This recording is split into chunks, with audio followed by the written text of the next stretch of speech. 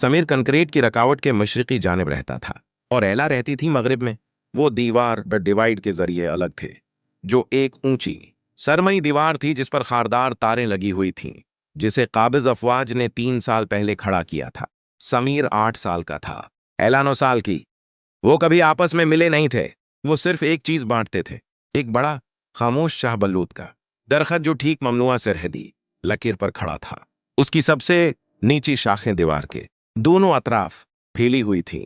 उसके पते समीर के सान महराज सरगोशियां करते थे और एला की खड़की को साया देते थे। एक शाम समीर अपने वालिद की पुरानी टारिच से खेल रहा था। उसने बटन दबाया, जिससे एक हल्की सी शुआ शाहबलूत के तने पर नाचने लगी।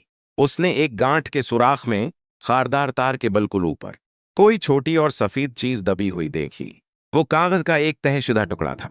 समीर उसे लेने के लिए अपनी कोठरी की छत पर चढ़ा। अंदर जामनी रंग के करीबन से चांद की एक तस्वीर बनी हुई थी, एक मकमल हिलाल की शक्ल का टुकड़ा। वो फौरन जान गया कि ये उसी के लिए है। दीवार पर रोशनी से सिर्फ बच्चे ही खफिया खेल खेलते थे।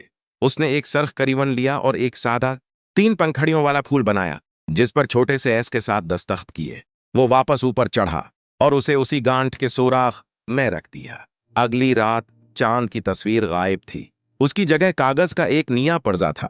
इस बार एक छोटे चमकीले पीले परिंदे की ड्राइंग थी, जिस पर ई के साथ दस्तखत किए गए थे। यह खामोश तबादला इनका रोजाना का रात का मामूल बन गया। उन्होंने कभी अल्फाज नहीं लिखे, सिर्फ तस्वीर बनाए। उन्होंने उन चीजों की मुश्तरका यादें खींचे जो कब्जे ने छीन ली थीं। पुराना घंटी वाला मीनार, रंगीन फलों का प्याला, एक हिनस्ता हुआ चेहरा। एक सर्द रात समीर ने एक तन्हा भारी आंसू का कतरा खींचा। वो दीवार से थक चुका था।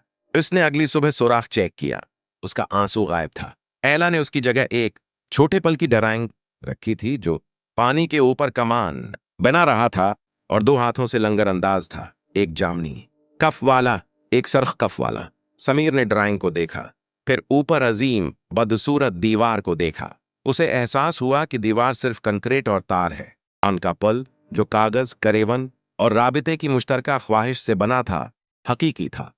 यही वाह चीज थी जो अहमियत रखती थी, और कोई सिपाही अंधेरे में खींची गई लकीर पर कभी गशत नहीं कर सकता था।